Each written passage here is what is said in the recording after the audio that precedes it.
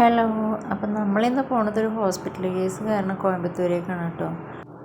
സ്കൂളിൽ നിന്ന് അവൻ്റെ കണ്ണിൽ പെൻസിൽ കൊണ്ടിട്ട് കുറച്ച് അത്യാവശ്യം വലിയ പരിക്ക് തന്നെ ഉണ്ട് കേട്ടോ. നമ്മളെ നാട്ടിലെ എടപ്പാൾ പട്ടാമ്പിയൊക്കെ നമ്മളെ കാണിച്ചു കേട്ടോ ഹോസ്പിറ്റലിൽ. പക്ഷെ അവൻ്റെ കണ്ണിന് അത്യാവശ്യം വലിയ പരിക്കുള്ളതുകൊണ്ട് നമ്മൾ പിന്നെ കോയമ്പത്തൂർ കാണിക്കാമെന്ന് വെച്ചു. ഞാനും എനിക്ക് മോനും അനിയനും കൂടിയിട്ടാണ് കോയമ്പത്തൂരേക്ക് പോണത്. അപ്പോൾ ഷൊർണൂർ റെയിൽവേ സ്റ്റേഷനിൽ നിന്നാണ് ഞങ്ങൾ ട്രെയിൻ കയറുന്നത്. അപ്പോൾ ഞങ്ങൾ തലേ ദിവസം എൻ്റെ വീട്ടിലേക്ക് വന്നു.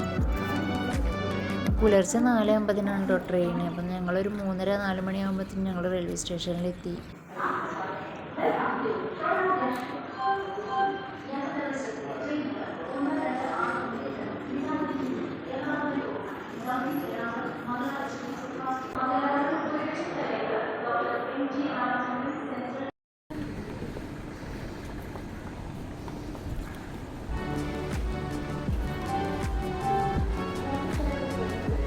വീട്ടിൽ നിന്ന് നമ്മൾ ചായ ഒന്നും കുടിക്കാണ്ടാണ് കേട്ടോ ഇറങ്ങിയത്. അപ്പം നമ്മൾ റെയിൽവേ സ്റ്റേഷനിൽ നിന്ന് തന്നെ ഒരു 3 ചായ വാങ്ങി.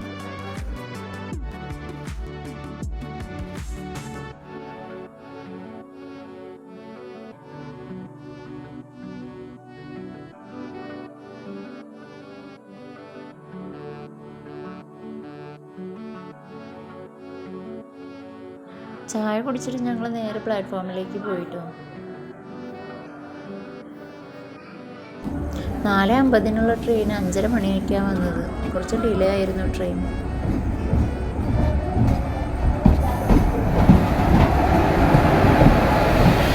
അപ്പം നമ്മുടെ താരം കണ്ണാടൊക്കെ വെച്ചിട്ട് സ്റ്റൈലും ലുക്കിലാട്ടോ ഇരിക്കണത്. സംഗതി സ്റ്റൈലും ലുക്കിനൊന്നല്ലേ, കണ്ണിൽ പൊടി വീഴാണ്ടിരിക്കാൻ വേണ്ടിയിട്ട് ഒരു ഗ്ലാസ് വെച്ച് കൊടുത്തു എന്നുള്ളൂ.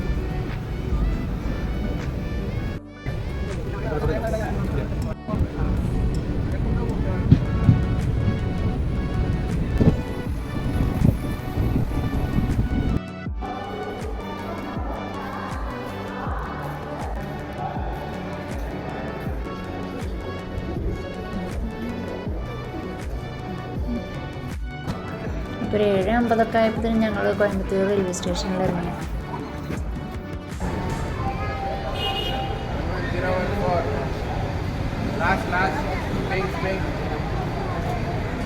റെയിൽവേ സ്റ്റേഷനിൽ ഇറങ്ങിയാൽ തന്നെ ഒരുപാട് ഓട്ടോ ഡ്രൈവേഴ്സ് മത്സരമാണ് കേട്ടോ.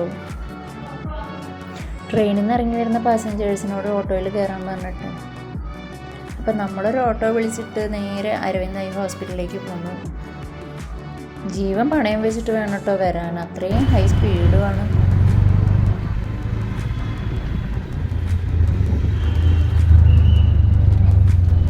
ഞങ്ങളങ്ങനെ ഹോസ്പിറ്റലിലെത്തി. വിചാരിച്ച പോലെ ഒന്നല്ല കേട്ടോ, വലിയ ഹോസ്പിറ്റലാണ്. ഒരു സെക്ഷനിൽ ന്യൂ ബ്ലോക്കും ഒരു സൈഡിൽ ഓൾഡ് ബ്ലോക്കും ആയിട്ടാണ്.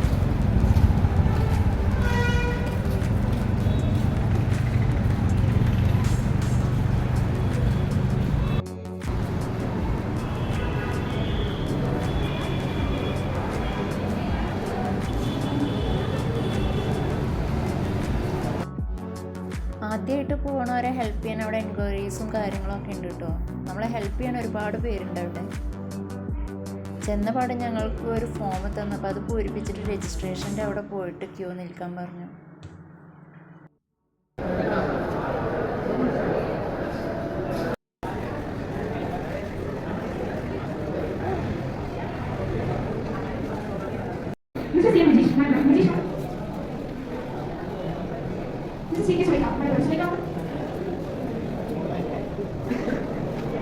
രജിസ്ട്രേഷൻ കഴിഞ്ഞാൽ പിന്നെ നമ്മളൊന്നും അറിയണ്ട കേട്ടോ. പിന്നെ അവിടുന്ന് സിസ്റ്റേഴ്സ് തന്നെ നമ്മളെ ഓരോ ഭാഗത്തേക്ക് ഓരോ സെക്ഷനിലേക്ക് നമ്മളെ കൂട്ടിക്കൊണ്ട് പോകും. ചെന്നിട്ട് മോൻ്റെ ഹൈറ്റ് വെയിറ്റ് കാര്യങ്ങളൊക്കെ നോക്കി. പിന്നെ ഉച്ചവരെ ഫുള്ള് ചെക്കപ്പ് കാര്യങ്ങൾ തന്നെ ആയിരുന്നു കേട്ടോ. അപ്പോൾ ഓരോ കണ്ണിൻ്റെ ഓരോ സെക്ഷനും ഓരോ ഡോക്ടേഴ്സാണ്. അപ്പോൾ അവരെല്ലാവരും അവനെ എക്സാമിനേഷൻ ചെയ്തു. പെൻസിൽ തട്ടിയതിൻ്റെ ഫലമായിട്ട് ആളുടെ കാഴ്ചയ്ക്ക് ചെറിയൊരു പ്രശ്നം വരുമെന്ന് ഡോക്ടർ പറഞ്ഞു കേട്ടോ. അത് കേട്ടപ്പോൾ അതിലും നമുക്ക് ഭയങ്കര ടെൻഷനായിരുന്നു.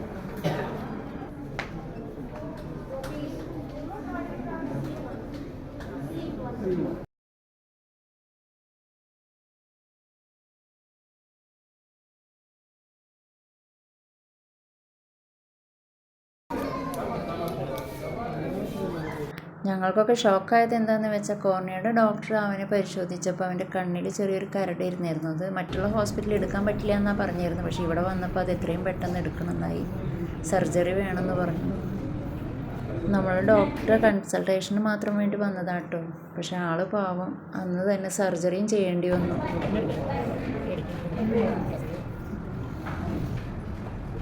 ഒട്ടും പ്രതീക്ഷിക്കാണ്ടായിട്ടോ ഈ സർജറി.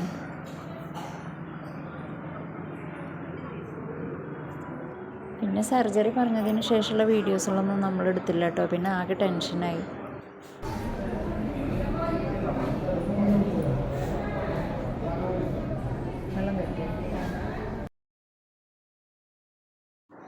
ഒരുപാട് വേദന സഹിച്ചു കേട്ടോ മോന്. കാരണം സർജറി കഴിഞ്ഞതിന് ശേഷം നല്ല വേദനയായിട്ട് ആൾ നല്ല കരച്ചിലായിരുന്നു.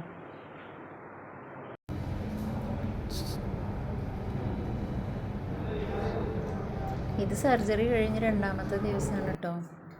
ആളൊന്ന് തല പൊക്കിയപ്പോൾ അവൻ്റെ കലാവാസനയാണ് ഇതൊക്കെ.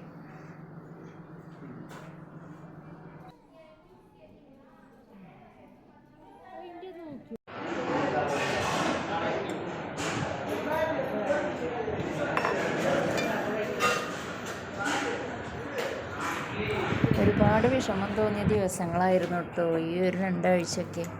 അവന് വയ്യാണ്ടായേ മുതൽ അവൻ ആകെ ഡള്ളായിരുന്നു. ഹോസ്പിറ്റലിൽ ട്രീറ്റ്മെൻറ്റിന് പോയപ്പോൾ അവൻ്റെ കാല് കടച്ചിലും മസിൽ കയറലൊക്കെ ആയിട്ട് അവിടെയും ഒരുപാട് ബുദ്ധിമുട്ടി.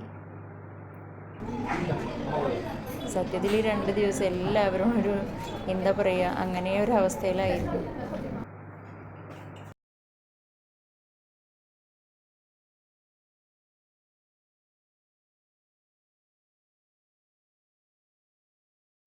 അപ്പോൾ ഇതൊക്കെയാണ് കേട്ടോ എൻ്റെ മോൻ്റെ ഇപ്പോഴത്തെ വിശേഷങ്ങൾ. അപ്പോൾ എത്രയും പെട്ടെന്ന് കാഴ്ചയ്ക്ക് കുഴപ്പമൊന്നും വരാണ്ട് എത്രയും പെട്ടെന്ന് സുഖപ്പെടാൻ വേണ്ടിയിട്ട് എല്ലാവരും പ്രാർത്ഥനയിൽ ഉൾപ്പെടുത്തണം കേട്ടോ.